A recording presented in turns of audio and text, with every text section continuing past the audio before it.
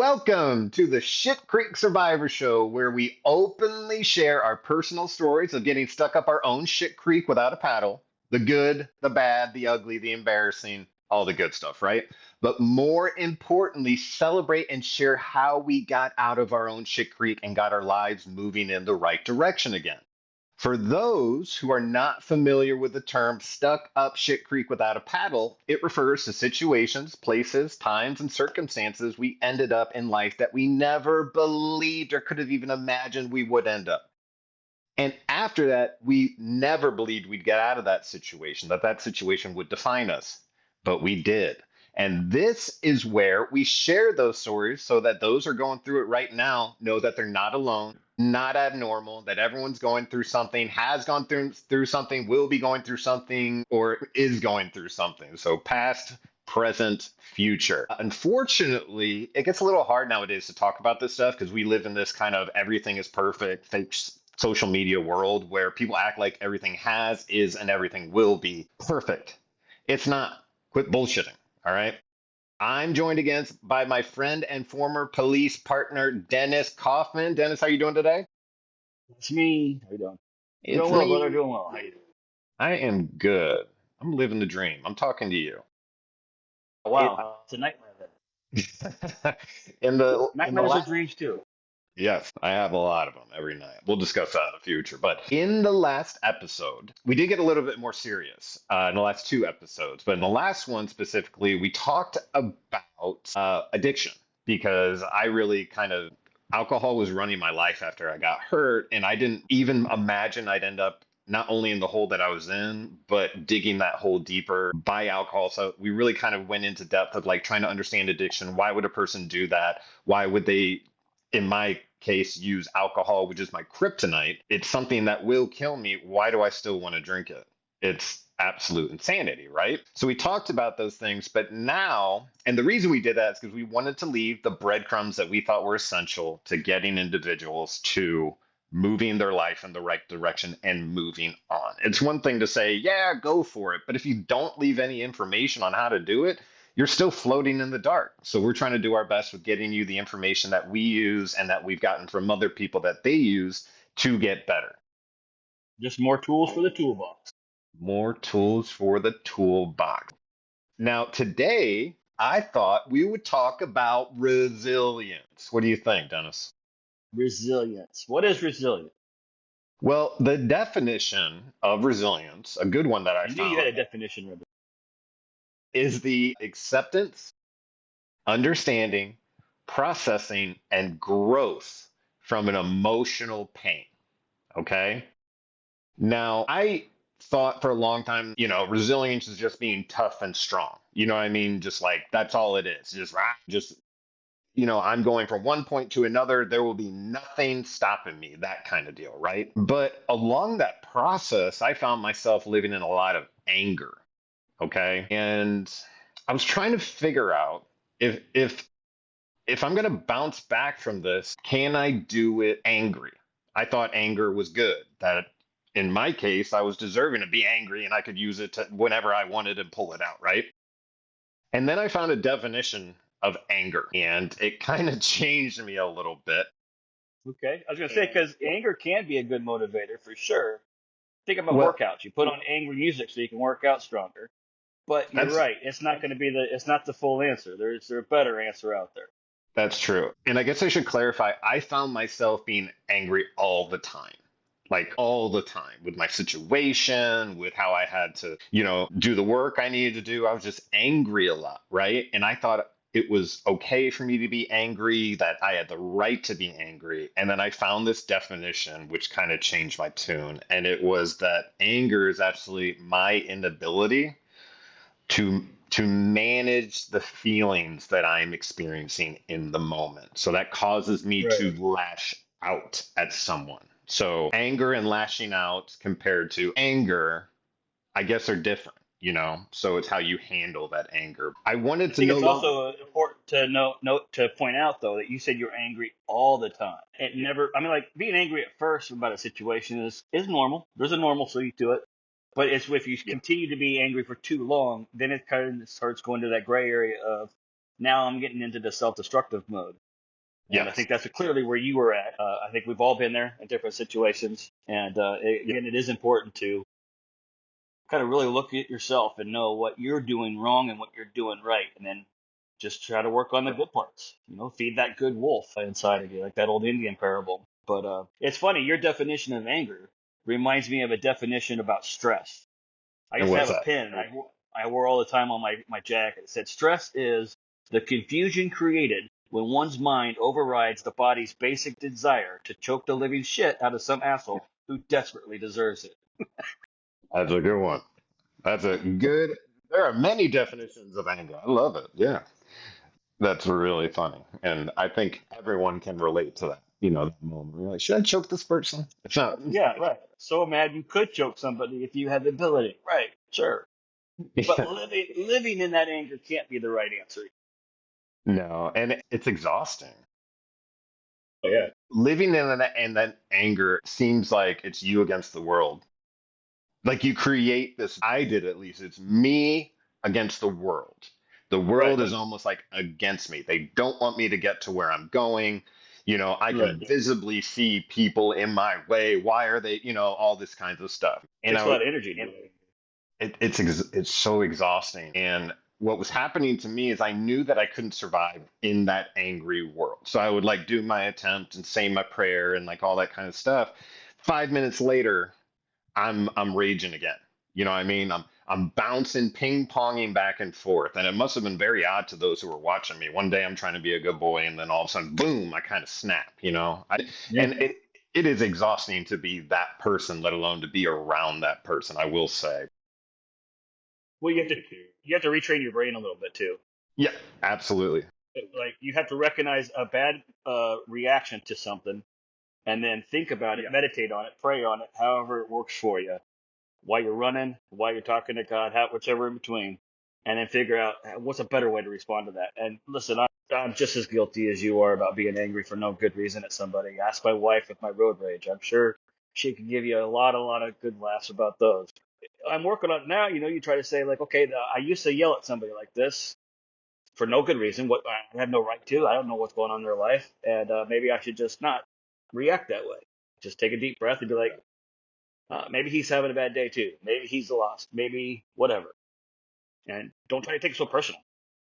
Grace. Grace is, I didn't understand grace until I got out of this situation. Well, yes, I've been exposed to grace my whole life, forgiveness and all that kind of stuff.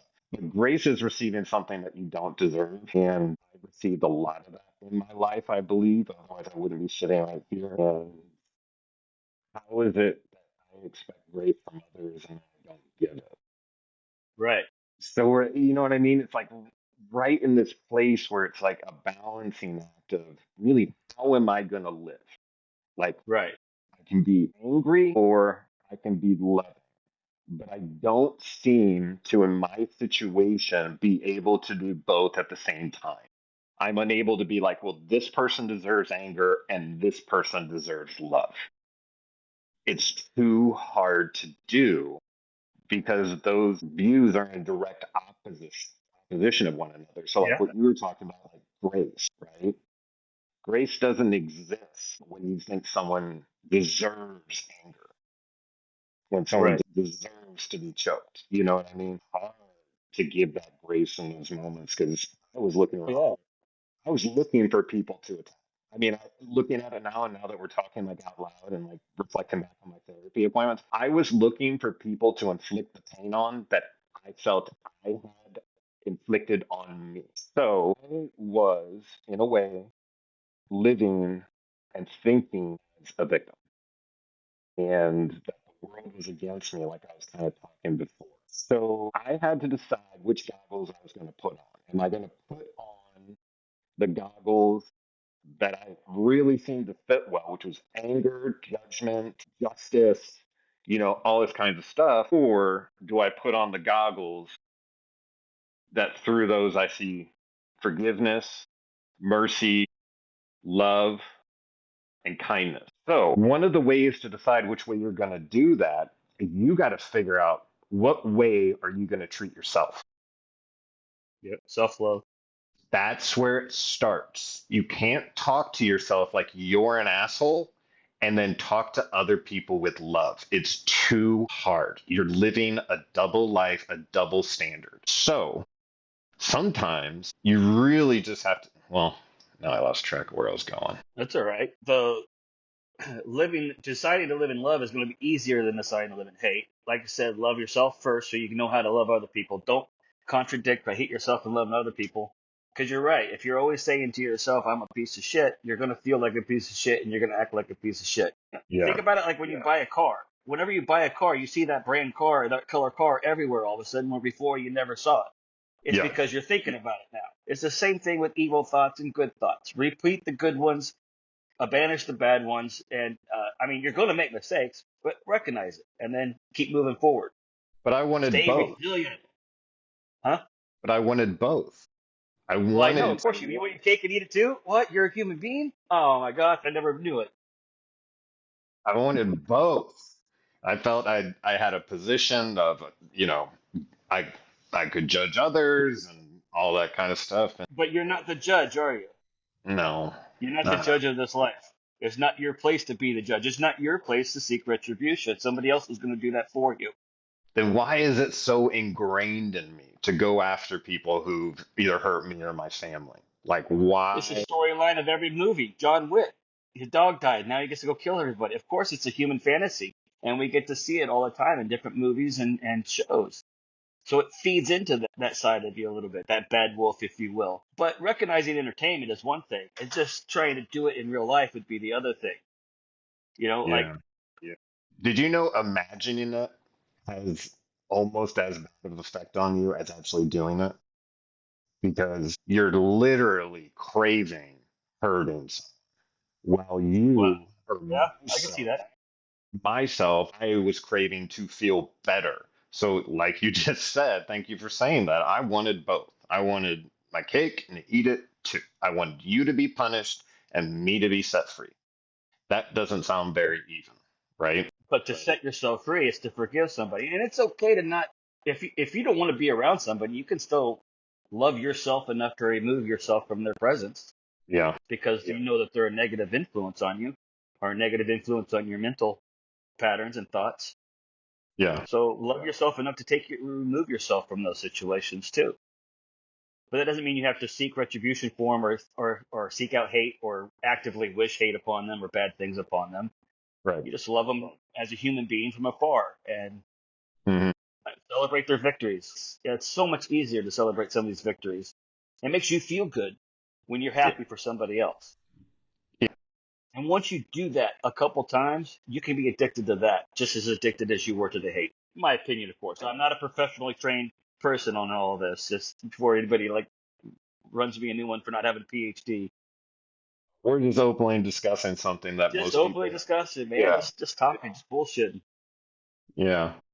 And that reminds me of something like sometimes we worry about people like judging us, right? But Yeah. really, those are observers of what's going on in your world. And in your world, I hope that you are the one on the stage, you are the one on the arena floor actually doing the work in your life. And if people from the stands are whispering bullshit, they're doing it from the stands. They're Yeah, not. and also I learned this one a long time ago, and it's another one. Great advice to give. It's hard to take. Trust me, I'm trying to all the time. But other people's opinions of you are none of your business. That's a tough one. Because I imagine people's opinion of me.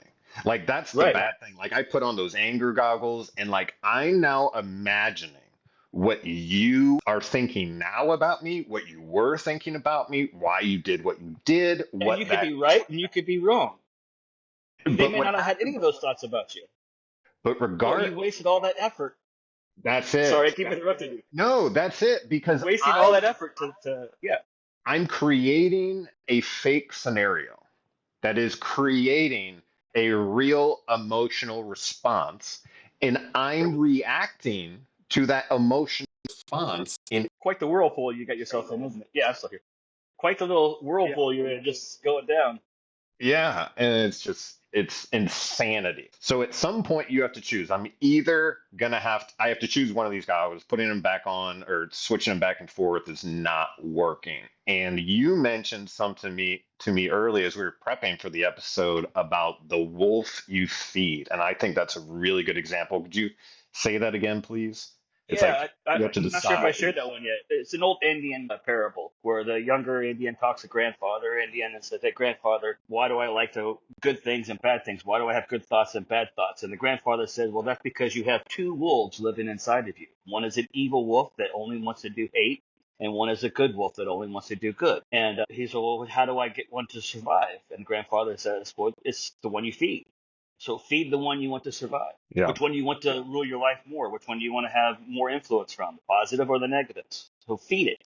And you feed it yourself mentally, even just thinking thoughts about yourself, about other people, about what other people think about you. And that's not feeding the good wolf. There's no way. That's just a waste of time.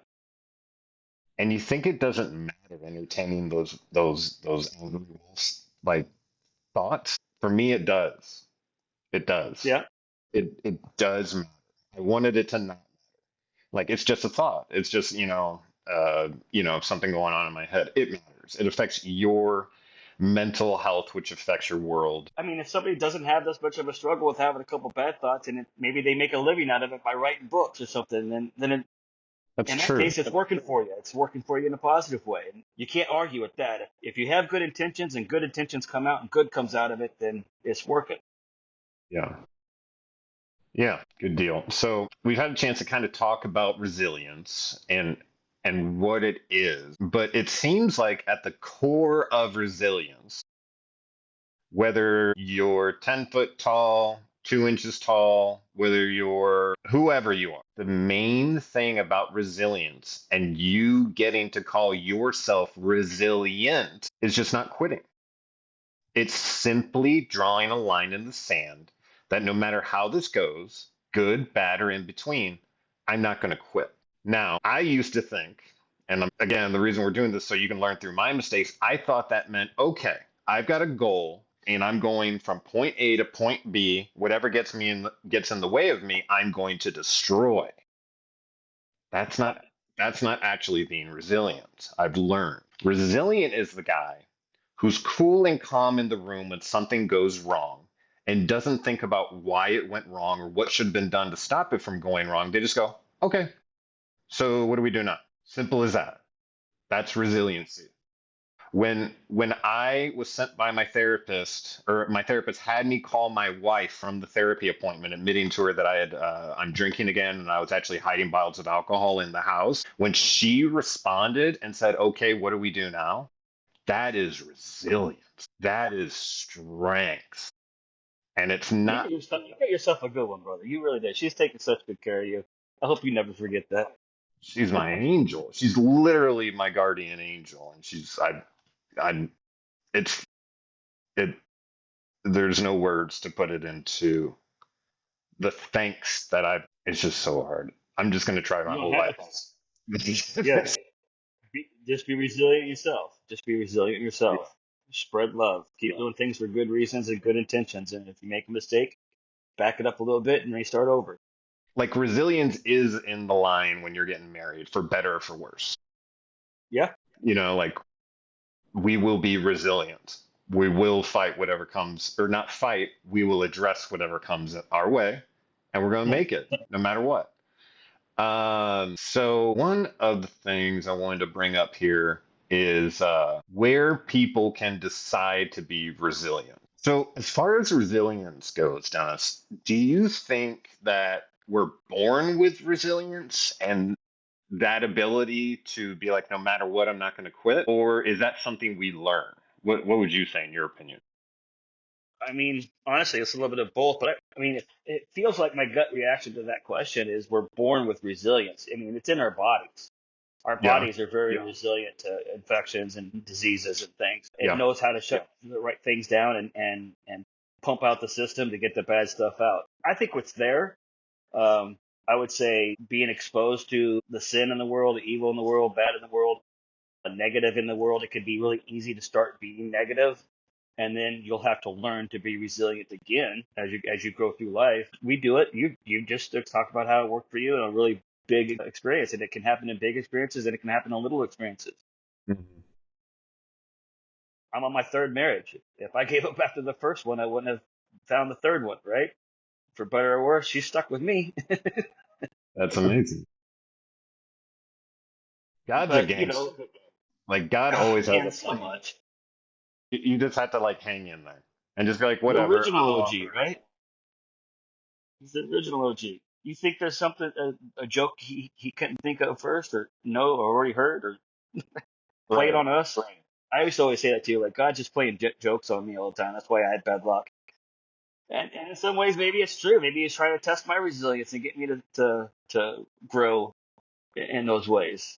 Like You they know, said in the movie Noah's Ark movie, when with Steve Carell and God is played by Morgan Freeman. Morgan Freeman, yeah.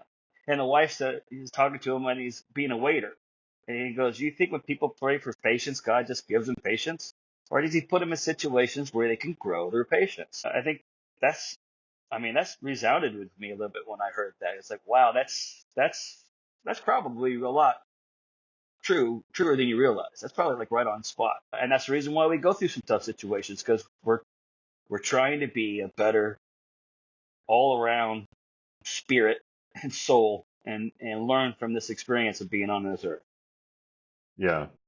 I think that's probably, well, first off, that movie got a lot of flack, I guess, for just being way over the top expensive and not bringing in enough money. I love that movie because of that scene. And also the fact that Steve Carell, like all he said is like, help me bring my family together.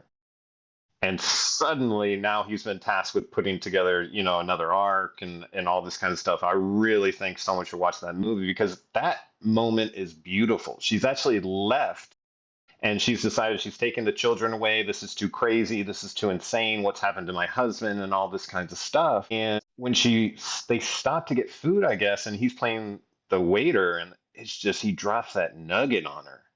Like, do you think if you want your family to be closer, God's just going to make it happen? Or is he going to put you through situations that's going to require you to get close to almost survive? And that Yeah. was, I'll admit, like, I heard that. And for a long time, I was doing a lot of like YouTube motivation watching, like as I was going through kind of like the grind in the first couple of years, like I would need to like put on motivation, be like, all right, today it's happening, you know what I mean? And I would find that and kind of shoot off like a rocket. But yeah, it's yeah, absolutely. I think being shot in the head doesn't help you with a short-term memory. It really we're doing on Yeah, all that I'm sure has effects. Shoot, stress, PTSD, that can start to eat at you and stuff yeah, too. I know. Yeah. Plus age, we're getting older. yeah, absolutely. With all that damn drinking you did when you were younger. Absolutely. I'm a legend. Legend. So now that like we've decided, we're like, all right, fuck this. I'm drawing the line in the sand. For me, it was like, I will not die by drinking. I don't care what happens in my life, whatever happens, it will not involve drinking. I don't want to be in that last moment again of being like, fuck, I'm not sober. You know what I mean? Like that would suck. My whole goal is to die sober. And I did find though that I had to put my head down and I really had to focus on like my own world and what was going on because if I started looking at other people who I believed were going through the same thing or was comparing, things you shouldn't do, they say a comparison is the thief of joy. So I really had to put my head down to get it done and stay focused. What other ways do you think people could really kind of put the pedal down? I used to call it like a push. I'd like get to like a Sunday, I'd be like, this week, are the top goals. These are getting done. These are smart goals. These are specific, measurable, achievable, relevant, and timely. So I need to set the specific goals. What do I want to accomplish? They need to be measurable. How long do I have to achieve them? Achievable means the steps that need to be done to get that goal done are possible. Relevant, why do you want to achieve this goal? So that's almost like where your passion is. and timely, how long will you have to achieve this goal? Actually, I think I double dipped on that. It was just really important. Yeah. It's so So important you had to say it twice. exactly. So what I had to start doing is because I was comparing myself to other people's journey and what I imagined their journey was. Even saying that loud sounds crazy right now because I'd be like, oh, they went here, they went there. And I was imagining the steps that they took. So I had to put my head down and focus on what I was doing. And I'm very much like I have to focus on the step I'm on kind of person. If I start thinking about how long it's going to take in the future and how many days and years and whatever, I'm going to start getting a little depressed. Okay. That's just the way I work personally. So I want specific SMART goals. So SMART goals are actually, it's an acronym. The S is for specific, the M is for measurable, A is for achievable, R is for relevant, T is for timely. So Okay. yeah, it's pretty cool, right? So that's one of the top things I got from my master's classes, believe it or not. Yeah, figure out how I much that messed cost. Yeah, I got to figure out how much this costs, but look it up. SMART goals, they really did help. If you are like me, you need to take one step at a time and focus on those steps, right? So I had to really kind of get moving. And what I would do is on a Sunday, I would prep for the week ahead. And I'd be like, these are the things I'm going to get done. And no matter what, and I would start doing those things. And just by setting those goals, there'd be some days where I didn't get it done. That's okay because that meant I had to readjust and figure out what am I doing the next day then. It's about keeping it moving, not focusing on basically each cog moving perfect. It's just we're moving the machine this way. Oh, it doesn't work that way. Let's figure out which way it does work instead of just trying to push straight through it, only having like a But at blinder least you on. still have a plan, and that plan helps keep you guided. Exactly. And Exactly. there's nothing wrong with that. A lot of people do that too, like when they're make an outline before they give their speeches, and have the outline of your intro and some of the basic stuff you want to talk about. We won't have every single word written down, so you're not just reading from a piece of paper. Hmm. And then, I mean, I kind of had to go that way when I was given just to try to see on contact or on, in what am I trying to say? I don't know. Just to stay on point of where I was trying to go in the conversation. See, I don't have an outline right now. That's why I'm bouncing all over the place. Oh, that's all right. But That's all right. I'm not much like that in real life, though. Really, with everything else, like I think I'm a little bit more spontaneous. Like I'll wake up in the morning, maybe do a little prayer, take some vitamins, do some stretching, and it's like, okay, let's have a good day today. Let's think about some positive things, have some good thoughts, and then go out into the world and something bad will happen. And instead of right away, being mad and bouncing into that anger part, go, okay, no, we said we're going to have a good day. You're not going to respond that way to this time. And then it's like, okay, well, what I need to do around the house? I always have something to do around the house. So let's go do something. Or I have an appointment today. I'll go do my appointment today. But I think if it works for you to really have the outline written out and all that goal stuff, I like that acronym for SMART and how that could be really beneficial for people. And Yeah. it'd probably be more beneficial for me too, probably. But I don't know. I'm stubborn and I'm more spontaneous with my plans usually. So when I first started doing SMART goals, when it was really relevant to my recovery, it started with getting sober. And it really was, I will not drink today. Specific, measurable, attainable, realistic, and or relevant, timely. You know what I mean? Like it was that basic. Today, Okay. on today's date, I will not drink. I had to back it up sometimes and be like, you know what? No matter what happens, I will not drink in the next hour. And when I get past that hour, then I'll figure out how that next hour is going to go. But it is Wow. really just like they can be not simple because that's a huge thing, but it can be very, very focused on a primary thing that you were trying Right. to It's a trying to small attain. rock, Yeah. And then but maybe you're moving a a couple rock. months. Yeah. And then, like, maybe a couple weeks later after being sober, I went to a lot of meetings when I first got sober. It was like, I'm going to a meeting today. I'm going to a meeting today. And then I was able to, from that develop bigger goals. So now that I got within the doors, what's my next goal? Well, I should get a book. I should at least have the book. So I have got a reference of what they're talking about in AA, which is the big book. It's right here. I actually have one. And it basically just documents what AA is, the steps, the traditions, all that kind of good stuff. but I had to break it down step by step. And I believe that's one of the reasons that the AA program is a step by step process. Because if you were to look at getting sober from the beginning and the journey it will take to the end, it's what defeats people trying to get sober and Alcohol Anonymous the most. They're looking too far into the future and not focusing in on today. Okay. So I can even see that that too. is a good. But then And then they have one mess up, and then they'll just stop instead of readjusting and coming back and trying to start over if you have to. I could see that.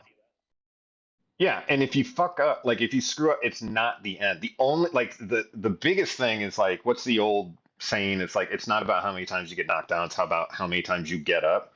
That's all that Right. is. Like As Rocky long as you is get up one more resilient. time. Yeah. Yeah. Rocky's resilient. He's like a punching bag in those movies. You know what I mean? But all it's showing is a person being beaten who has decided, I'm not going to quit. You're going to have to knock me out or kill me. Simple as that. And I believe there's a lot of people listening who have stories of resilience that I think they should share with us. Now, they could do that in an anonymous way where we would share the story without ever even knowing their name if they didn't want to let us know their name. Just Or read if it they off just the email. yeah, just read it off the email or come on the show and share your story anonymously. And or if you choose to just share like we are, just put your name out there.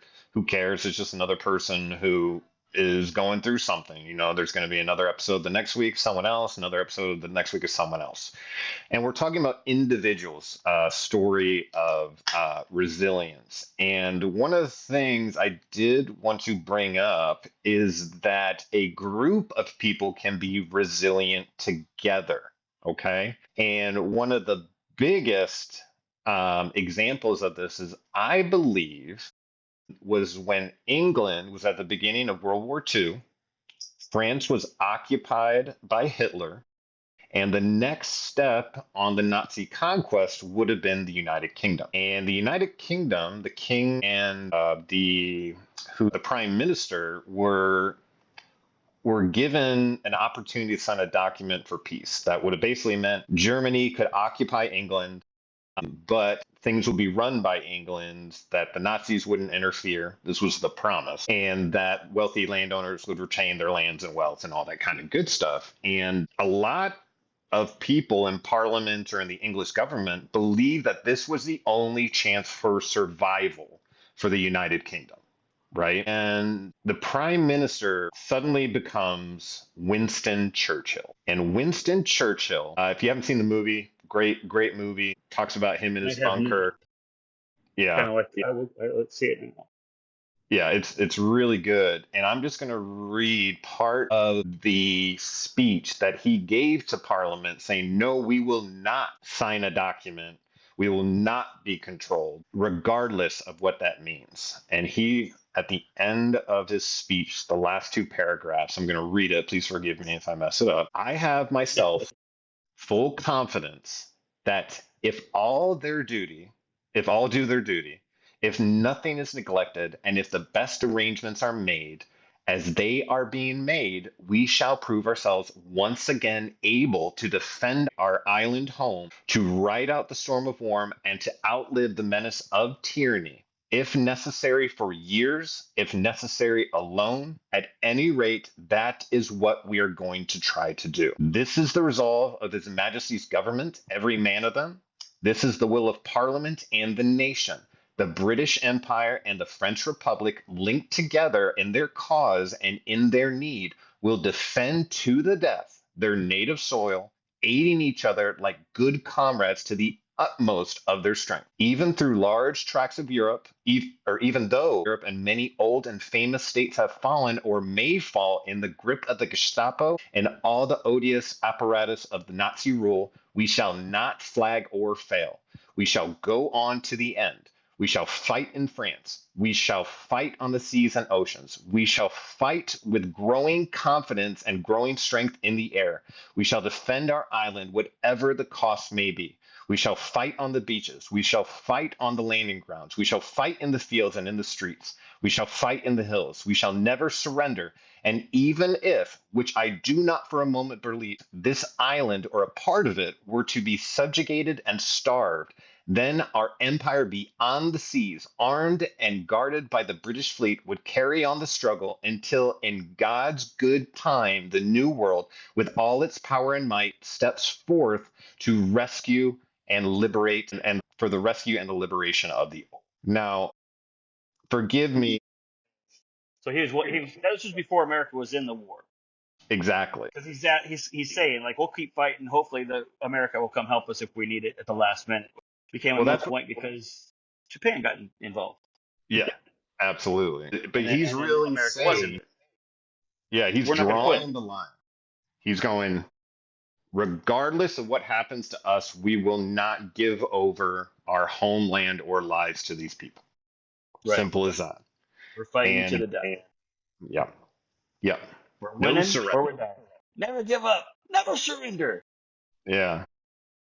I heard that they used to, it's either the Romans or the conquistadors used to try to forcibly have men build resilience, and they did that by burning the boats when they landed on the shore when they were about to attack someone. They literally burned their own boats, so there was no option of retreat or surrender. Pretty cool, huh? I'd be pretty pissed at my boss. I'd be like, "You're burning the boat. You know Yeah. we're gonna need the But boat." yeah, I plan on winning and going back to see my kids and my wife. Come on now. We need the boat. But, We'll build a new one. yeah, absolutely. So to kind of finish up, I think that the really cool thing about resilience is there isn't a lot of secrets. It truly means not giving up and just drawing a line in the sand. Be like, okay, I'm not going to give up. So you can thump on me, you can push on me, you can whatever. I'm going to continue living my life this way. I will continue pushing to be my best. Hey Dennis, how do you find out if you're resilient? Oh, man, I don't know. You got to go through something. You got to Well, go everybody through. does. Everybody Yeah. has been resilient, come through things, and everybody's had moments where they haven't been as resilient as they should be, and they recognize it later.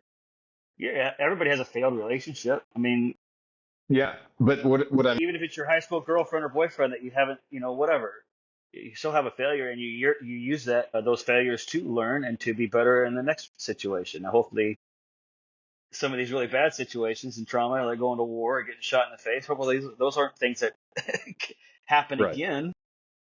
Yeah. But you learn the resilience that you needed to get through this trauma from past Going experiences where you were resilient. exactly. So what I think is interesting is the only way you find and grow resilience is when you're going through the pain. It doesn't matter what you think you'll do before you get into the situation because words without action don't usually go together, right? So what I'm trying to say is like you don't understand if you could handle the heat of the fire until you're in the fire. And that's a bummer, right? Because we're so hesitant. Well, what if I can't handle it? If I the only way you know is by going through it. And I love the saying, God's not going to give you more than you can handle today.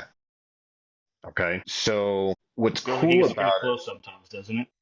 Yeah. And it's so funny that like the heroes we see in like movies and all that kind of stuff, they're not the ones who are like everything goes right. It's usually people resonate with the stories of people getting knocked over but then getting back up. That's what people look for, are people Yeah, who've been broken but somehow made it out because then that gives them hope. yeah. And Even I think even broken crayons can color. I like that's great. That's so good. That is so good. Even broken It's a crayon. shirt. I've seen it on a shirt somewhere or a meme or something. But yeah, it popped in my head, so I let it pop out. We'll put that on the website. And what's cool is if you look like in history, those who have like been heroes, and all that kind of stuff, they're ones who just didn't conform or weren't forced to do and go against the way they wanted to live. Because you can control your mind, can't control what's going on around you. And kind of an example of that is the apostles, right? Yep. And I don't know that much about the apostles, but when I found out that basically every single one of them, except for one, was tortured and killed for not renouncing that they believed in their Lord and Savior Jesus Christ. They wanted to make these Yeah. men I think say, only one lived and died of old age. It was, and you said it earlier. John wrote the Book of Revelations, yeah, but he also survived being boiled in oil and an upside down crucifixion or something. He survived a couple really bad ones, and it's then they finally crazy. just put him on an island and let him Yeah, die. But I liked it. Was a famous atheist scientist or something said, I didn't believe in Jesus until I heard about the 12 disciples. really. Getting 12 people to agree on an elaborate story and stick to it through all the pain and suffering they went through, when it could have been so easy just to be like, you're right, Jesus didn't do all those miracles. No, don't put me out of my misery. They never did it. They stuck to their story all alone. And I Yeah, mean, anything about humankind and humanity and how you think about things, talk about how the body's resilient and you try to, you're always trying to live through things. How easy would it be to be like, I didn't see it. I don't believe it anymore. You're right. yeah, yeah. Stop the Just, torture. Just stop. yeah, But the fact and that 12 people kept their story straight and for many years and through many horrific deaths, yeah, that and says even something. even as a Christian, just to catch anybody else up who kind of doesn't know the story. So, Jesus taught us to love and all that kind of stuff when he was here, and he had these apostles who kind of he was teaching them along the way, right, to do the same thing. And so when Jesus was crucified, they were pretty mad that he had said that he was the Son of God, the Lord and Savior, all that kind of stuff. Again, this is just very overhead from what I understand, right? So Yeah. Jesus wouldn't say that he wasn't the Lord and Savior, so he was killed. So then they had these 12 guys who went on in their lives to preach kind of what Jesus had done and what they had witnessed. They were literally witnesses. And all these witnesses at one point after Jesus was gone was brought into a situation where they were said, if you don't say that Jesus is bullshit, we're going to kill you. And they said, well, I can't say that because it's not the truth. And if it were me, if they were like, okay, well, we're going to skin or we're going to crucify you, or we could swiftly kill you. The only difference between the two is one is you say that Jesus is real, one is you say that what you've been saying is wrong and that you renounce it. And none of them took the swift kill. None of them chose self-preservation, which is insane. You know what I mean? Right. Like, if you look at it, like Peter was crucified upside down in Rome. John was miraculously survived being boiled in oil, but was banished to the island of Patmos, where he wrote the book of Revelation. He was the only one who survived the tortures. Matthew was martyred in Ethiopia by a sword. Bartholomew, I don't even know the names of all these people, filleted to death with a whip. So that means literally whipped to the point where his skin separated, split apart, and then he died. Andrew, crucified on an X shaped cross in Patras, Greece, after being whipped by 7 soldiers. Thomas was stabbed by a spear in India while establishing the church.